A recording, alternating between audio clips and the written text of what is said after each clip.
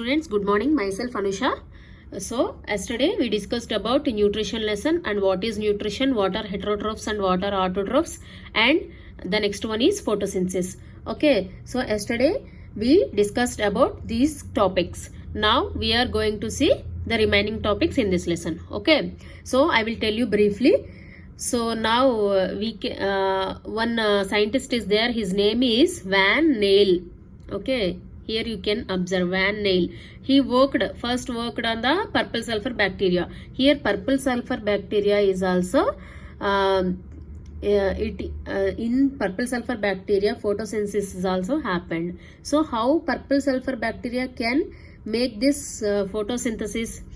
So it is instead of in the light, it found some photosynthesis. Okay, instead of H2O, it is used H2S. H2S means hydrogen sulfide. Okay, in normal photosynthesis, plants use water. Is it so? H2O means water. So, but in purple sulfur bacteria, it is used H2S instead of water. So, and the byproduct which is liberated in this photosynthesis is elemental sulfur. But in normal actual photosynthesis, we get oxygen. Is it so?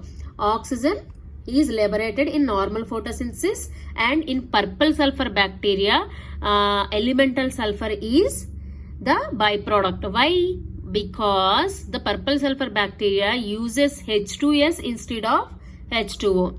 Okay, and later on Robert Hill showed oxygen is released from water. So Robert Hill said that oxygen is released from water molecule. Why? Because H2O contains water. Oxygen, because H2O means hydrogen, 2 molecules of hydrogen and 1 molecule of oxygen. So he gave a modified equation for photosynthesis. Here you can observe that is nothing but 6CO2 plus 12H2O gives rise to C6H12O6 plus 6H2O plus 6O2. Okay, now let us discuss about this equation. That means 6 molecules of carbon dioxide and 12 molecules of water are used in one time for the photosynthesis and in presence of light and chlorophyll. Okay, then what will we get and what are the products liberated in photosynthesis are C6H12O6, that is nothing but glucose. Okay, glucose is a byproduct, and after that 6 molecules of H2O and 6 molecules of O2. That means 6 molecules of water and 6 molecules of oxygen are liberated in the photosynthesis procedure.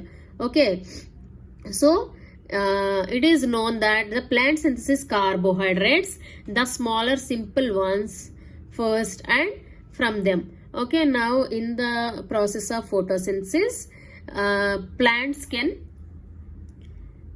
releases carbohydrates. What are carbohydrates? Here we can see C6H12O6, glucose is nothing but carbohydrates and sugars also. Okay, and starch and cellulose also. Okay, they can synthesize. Okay, do you get my point? And after that, animals are not capable of synthesizing carbohydrates. Why? Animals cannot do the photosynthesis procedure. Is it so? So that they cannot synthesize the carbohydrates, and they have to depend on the plants for carbohydrates, proteins and all.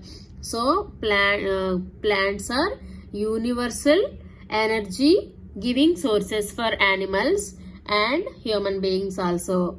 So photosynthesis is only occurred in plants because they contains chlorophyll in it, and the byproducts of the photosynthesis are carbohydrates, glucose, water molecule and hydrogen also, and oxygen also. Sorry, not a carbon dioxide. They take carbon dioxide and they releases oxygen. Okay, so now we can discuss about one activity is here. So how can we prove that starch is present in leaves? After photosynthesis, we are also discussing about here, that is the same thing. C6H12O6 is a starch. So how starch is present in the leaves? So we can do an experiment, that is nothing but, so first we can take a leaf from a plant. Okay, that should be green in color. So we can select such plant have soft thin leaf. So we need soft thin leaf, so that we just exposed it to the sun. Then what will happen? We expose it to the sun, because the photosynthesis is occurred in that leaf. Okay, so here you can see this arrangement. This is a beaker. We need one beaker and one test tube. So this is the tripods. These are the tripods, and one burner. Okay, and this is a gauge, kind of a cloth. This is a gauge cloth. Next, boiling tube, that means test tube. Okay, next we need the spirit, that is nothing but methylated spirit. We take methylated spirit into this test tube. Okay, and we put this leaf into the methylated test tube. Okay, next we have we take a beaker, half of the beaker filled with water. We have to boil this water, and this is nothing but double boiling process. Okay, so now what will happen if we boil the leaf in methylated spirit over the water bath? So it becomes pale white color due to the removal of chlorophyll. So in methylated spirit, if we boil the leaf, then the chlorophyll present in the leaf is removed.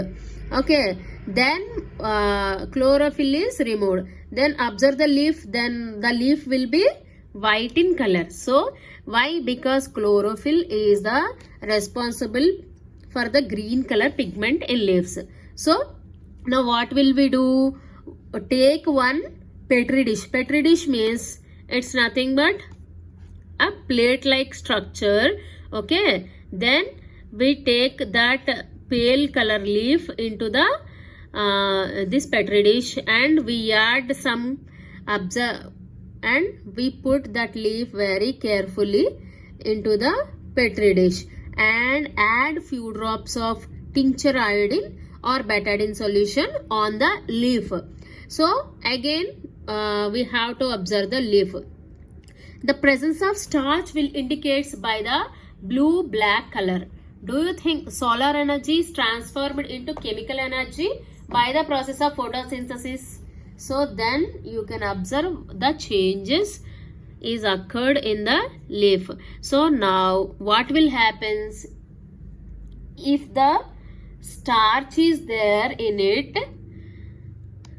So the leaf will become bluish black in color. Why starch is present? Because the leaf is undergone through the photosynthesis process.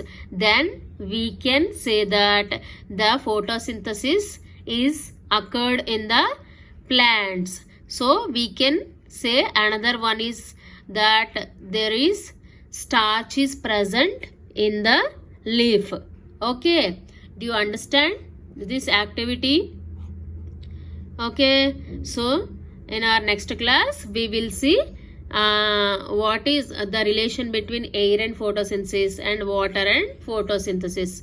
Okay, we will see the another experiment, that is Priestley's experiment, in tomorrow's class. Okay, thank you so much. Please like, share and subscribe my channel. Thank you.